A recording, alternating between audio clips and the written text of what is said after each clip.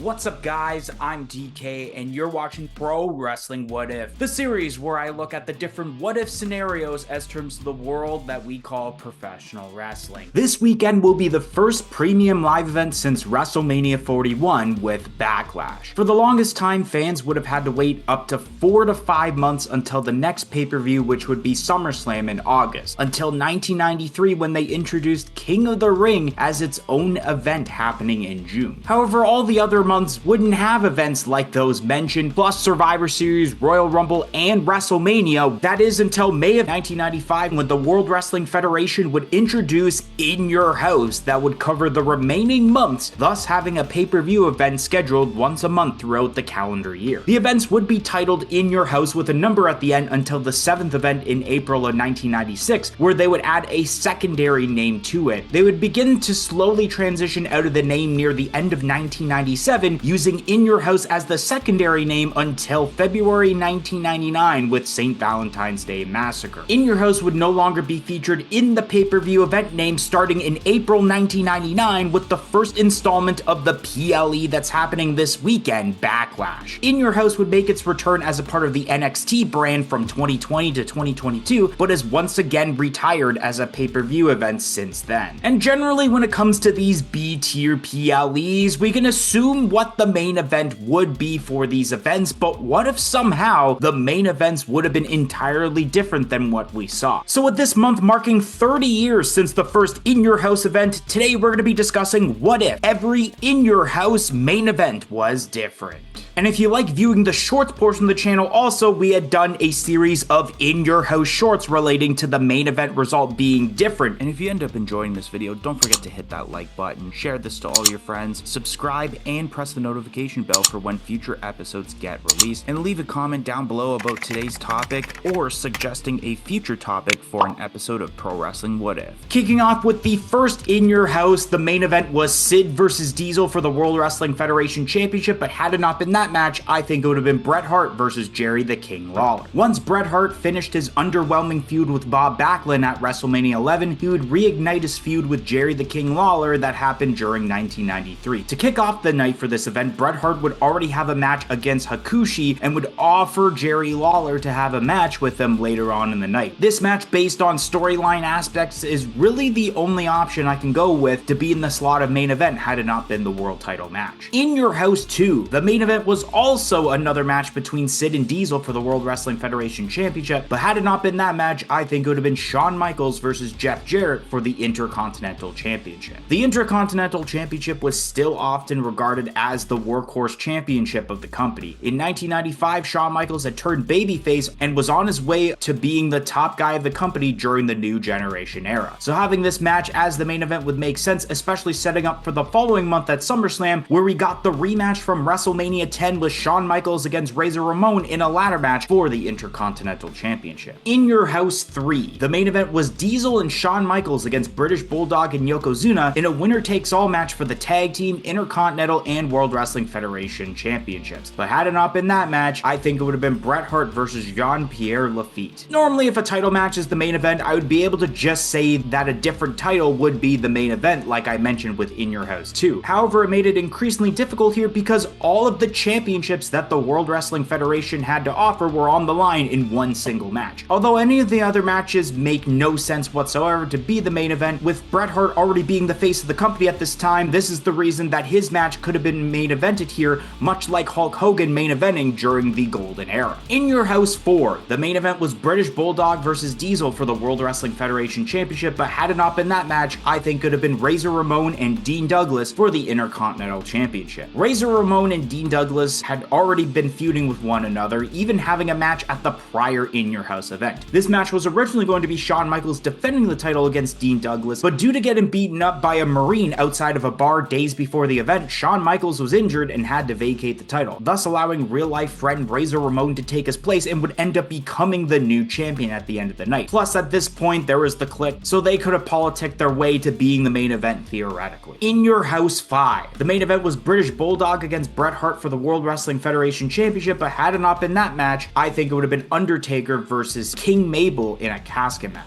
Ah, yes. Undertaker when he looked like the Phantom of the Opera thanks to Mabel breaking his orbital bone during this feud. I digress, but due to there being a storyline involved and it being a casket match, it seemed to be the most realistic option for the slot. Otherwise, it probably would have been the Arkansas Hogpen match between Hunter Hearst Helmsley and Henry Godwinn, which would have summed up 1995 being the worst year in company history until we get to either 2010 or 2011. In Your House 6, the main event was Diesel versus Bret Hart in a steel cage match for the World Wrestling Federation Championship, but had it not been that match, I think it would have been Shawn Michaels against Owen Hart to determine the #1 contender for the World Wrestling Federation title at WrestleMania 12. I think out of not only all the events discussed so far, but probably throughout this entire video, that this is a match I actually would have liked to seen as the main event. Sure, it made sense that a steel cage match was the main event, including the shenanigans near the end to set up Diesel versus Undertaker for WrestleMania 12, but the in-ring work of both Shawn Michaels and Owen Hart screams main event that also could have had Bret Hart at ringside to see who would have ended up being his opponent at WrestleMania. Of course, we knew it was Shawn Michaels' time to become the world champion, but I felt no matter the result, either competitor would be pulling off an instant classic match with Bret Hart the following month at WrestleMania 12. In Your House 7, Good Friends, Better Enemies. The main event was Diesel versus Shawn Michaels for the World Wrestling Federation Championship, but had it not been that match, I think it would have been Razor Ramon versus Vader. The only other option would have been the Intercontinental Championship match between the recently returned Ultimate Warrior and champion Goldust, but I don't think it would have been ideal to have a match that would end in a countout as the main event of the show. Vader was on his way to being the top heel of the World Wrestling Federation at the time, and having him go up against a top star like Razor Ramon had elevated him to that spot. Just like Diesel in the real timeline, Razor would get to main event his final pay-per-view appearance and look up at the ceiling before jumping ship to WCW. In Your House 8, Beware of Dog. The main event was British Bulldog versus Shawn Michaels for the World Wrestling Federation Championship, but had it not been that match, I think it would have been Undertaker versus Goldust in the casket match for the Intercontinental Championship. The night a severe thunderstorm had taken place and had cut off power during the majority of the broadcast of the event, thus having to air an episode of Superstars days later titled Beware of Dog 2 that broadcasted a few of the matches that weren't broadcasted during the show. The main event of that Beware of Dog 2 broadcast was the casket match for the Intercontinental Championship, so it already seems logical for this to be the main event. In Your House 9, International Incident. The main event was the People's Posse with Ahmed Johnson, Shawn Michaels, and Psycho Sid against Camp Cornette with British Bulldog, Owen Hart, and Vader in a 6-man tag team match, but had it not been that match, I think it would have been Undertaker against Goldust. Although that match had ended in a no contest, it was a part of the ongoing rivalry that started after WrestleMania 12 between Undertaker and Mankind. With Undertaker and Goldust already having that casket match at the prior In Your House event, perhaps if the world champion wasn't involved in the 6-man tag team match, that a top star like Undertaker would have main evented the show instead. In Your House 10, Mind Games. The main event was Mankind versus Shawn Michaels for the World Wrestling Federation Championship, but had it not been that match, I think it would have been Undertaker versus Goldust in the final curtain match.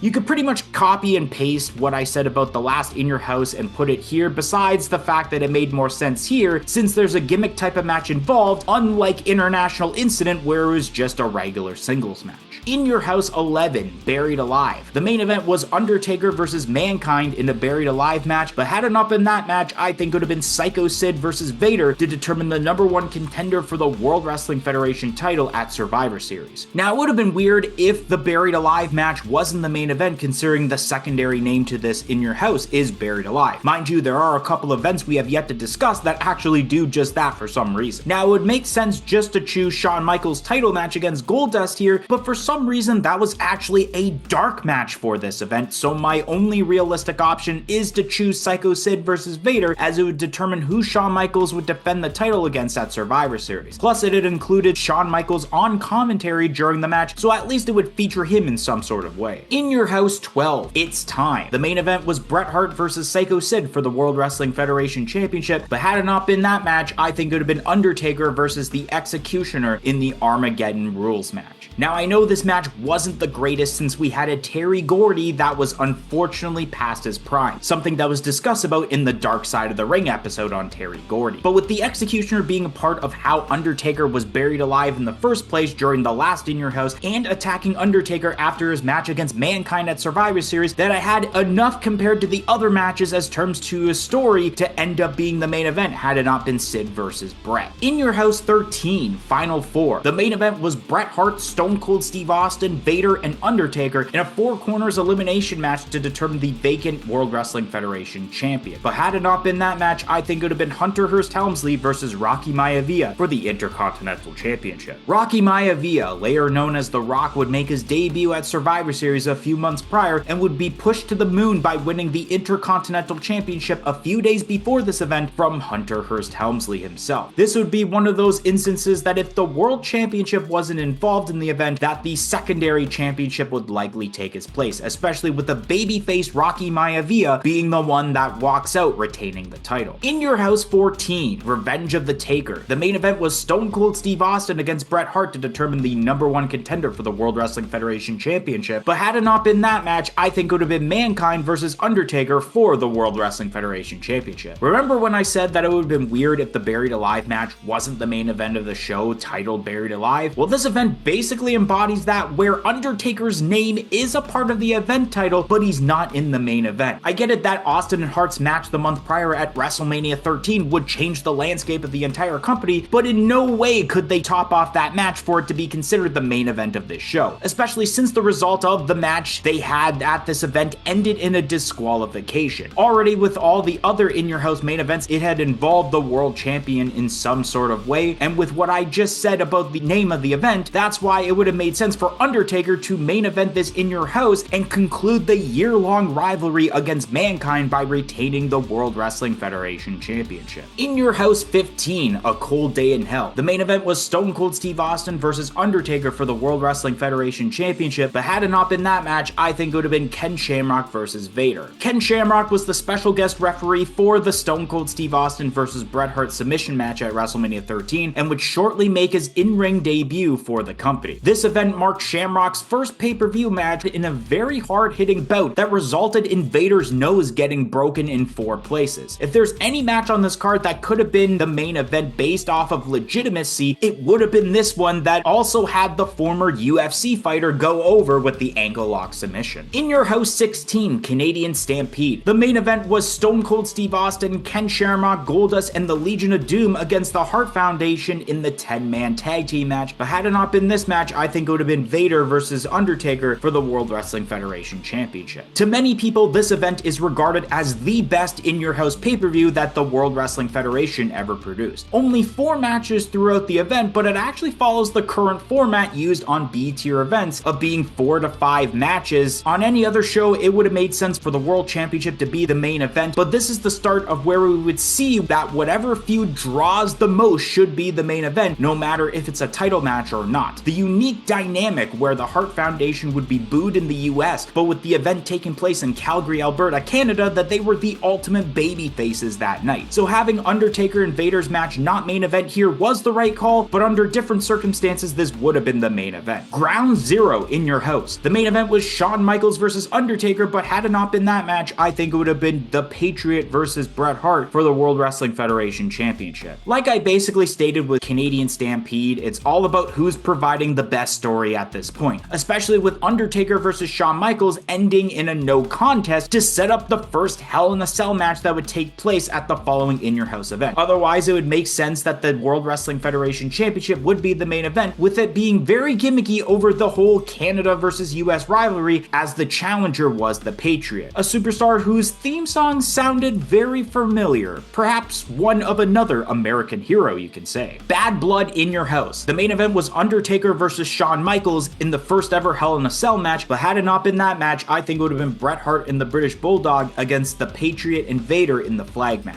I'm sure all of us cannot imagine a world where the first ever Hell in a Cell match didn't get to main event this show, especially finally getting the payoff of what would end up being the debut of Kane in the World Wrestling Federation. The only reason I think the flag match would be considered as a different main event is due to the world champion being involved in it and continuing the Canada and US storyline with the Hart Foundation. Otherwise, the Hell in a Cell match was the right call to main event, as the crowd would have been dead during any other match that goes after it. D-Generation X, In Your House. The main event was Ken Shamrock versus Shawn Michaels for the World Wrestling Federation Championship, but had it not been that match, I think it would have been Sergeant Slaughter versus Triple H in the boot camp match. Going back to the whole idea of the main event being related to the name of the event, if you're going to call it D-Generation X and not have have the newly crowned world champion Shawn Michaels be involved in the main event, then it's only logical that the only other option would be to have the other member of DX to have their match as the main event with Triple H and Sergeant Slaughter's boot camp match. Shoutout goes to Jackson Weingart, Jada Sanchez, Fox Starkiller, Lola Pines, Hayden Saravo, Mr. Randomizer, Harry Dynamite Storm, Spidey Fan Productions 2003, and Skolchin. And the reason that they ended up getting a shoutout is because they joined our YouTube channel membership, which only cost $1.99 a month. Not only do you get the shoutout, but you do get lots of other perks, including early access to every single video and shorts that we produce on this channel. So definitely consider joining our YouTube channel membership. It will be greatly appreciated and will go a long way of helping out this channel a lot. So definitely consider it, but let's get right back to the video. No Way Out of Texas in your house. The main event was Stone Cold Steve Austin, Owen Hart, Cactus Jack, and Chainsaw Charlie against Triple H, Savio Vega, and the New Age Outlaws in a non-sanctioned match, but had it not been that match, I think it would have been Kane versus Vader. Now, believe it or not, in the sense of what non-sanctioned matches are supposed to entail, Kane versus Vader was the main event in a way for this show. Non-sanctioned matches are supposed to be matches not held in the record books and are not officiated, as the company isn't responsible for anything that happens. Especially since the match was originally going to have Shawn Michaels in it until he wasn't medically cleared to compete due to the injury he suffered the month prior at Royal Rumble. Which makes me think that Stone Cold's team was meant to lose had Shawn Michaels been in it to give him an advantage going into their WrestleMania bout, and thus in the record books didn't count for Stone Cold suffering a loss since it was non-sanctioned. So in reality, with the rules in place, Kane versus Vader was the main event of the show, even though in our eyes we saw the non-sanctioned match as the last match. Unforgiven in your house. The main event was Dude Love versus Stone Cold Steve Austin for the World Wrestling Federation Championship, but had it not been that match, I think it would have been Undertaker versus Kane in the Inferno match. It's a little surprising that the Inferno match wasn't the main event in the first place, considering not only is it the first time this stipulation had happened, but because of how the match is done, where you would witness someone being lit on fire. I understand that Austin had just become the face of the company, so his match would be the main event, but only against Dude Love, who was only in that position because Shawn Michaels got injured. That's nothing against Mick Foley and his talents either, considering Dude Love is my favorite face of Foley, and I'm glad that that gimmick got a title shot, but that is pretty much facts. The story was brewing between Kane and Undertaker, with their first bout happening the month prior at WrestleMania 14, so upping the ante by having the Inferno match makes sense to how this could be the main event of the show instead. Over the Edge in your house. The main event was Dude Love versus Stone Cold Steve Austin in a Falls Count Anywhere match for the World Wrestling Federation Championship, but had it not been that match, I think it would have been the Nation of Domination versus D-Generation X in the 6-man tag team match. D-Generation X had reinvented themselves when Triple H had taken over the night after WrestleMania and brought in X-Pac and the New Age Outlaws into the group, creating moments like driving the tank to where WCW was hosting Nitro, or the skit involving D-Generation X imitating the Nation of Domination. Both Triple H and The Rock respectively were on the rise of joining Stone Cold Steve Austin in the main event scene at some point, and this feud was only the beginning of that and could very well have been another option to main event this pay-per-view. Fully loaded in your house. The main event was Stone Cold Steve Austin and Undertaker against Kane and Mankind for the World Wrestling Federation Tag Team Championships, but had it not been that match, I think it would have been Triple H versus The Rock in the 2 out of 3 Falls match for the Intercontinental Championship. Once again, you could basically copy and paste everything I had mentioned about The Rock and Triple H and apply it to this event also. This match makes more sense to be the main event than the prior In Your House, since it's only focused on the two instead of the factions they were a part of overall. Especially since the World Wrestling Federation Championship wasn't on the line, since the champion was involved in a tag team match, so having the number 2 title of the company main event here would make sense. Breakdown in your house. The main event was Kane, Undertaker, and Stone Cold Steve Austin in a triple threat match for the World Wrestling Federation Championship, but had it not been that match, I think it would have been Ken Shamrock, Mankind, and The Rock in the triple threat steel cage match to determine the number 1 contender for the World Wrestling Federation Championship. Not only do we have another triple threat match that can replace the Real Timeline's main event, but the stakes could have been bigger had the steel cage match main evented instead. The world title match had ended in a double pinfall and resulting in the title being vacant. Perhaps the steel cage match would have switched to being for the title instead of being number 1 contender, with The Rock having won that steel cage match and would end up winning the title in the Real Timeline at Survivor Series. He could have won the title early and executed executed the heel turn at that point, with Austin chasing him until WrestleMania 15. Judgment Day in your house. The main event was Kane versus Undertaker for the vacant World Wrestling Federation Championship with Stone Cold as a special guest referee, but had it not been that match, I think it would have been Mankind versus Ken Shamrock for the Intercontinental Championship. This was a bit difficult to figure out as the circumstances behind the world title's main event made sense to be on last. However, I went with the Intercontinental Championship match as we ended up with a bit of a happier moment, unlike the actual main event, where Mankind got to shove Mr. Socko down Shamrock's throat after losing the match. Rock Bottom in your house. The main event was Stone Cold Steve Austin versus Undertaker in a Buried Alive match, but had it not been that match, I think it would have been Mankind versus The Rock for the World Wrestling Federation Championship. Not only would this match have the World Wrestling Federation Championship involved like 90% of the other In Your House events, but when the event is called Rock Bottom, you would think that The Rock would be involved in the main event of a show that's based off of his finishing move. St. Valentine's Day Massacre in your house. The main event was Stone Cold Steve Austin versus Mr. McMahon in a steel cage match to determine the #1 contender for the World Wrestling Federation Championship, but had it not been that match, I think it would have been Mankind versus The Rock in the last man standing match for the World Wrestling Federation Championship. Once again, kind of like I mentioned with Rock Bottom on the world title match going on last, and even if the steel cage match wasn't the main event, you could still have Stone Cold come out after the match is over and lay an ass whipping on The Rock to send the crowd home happy,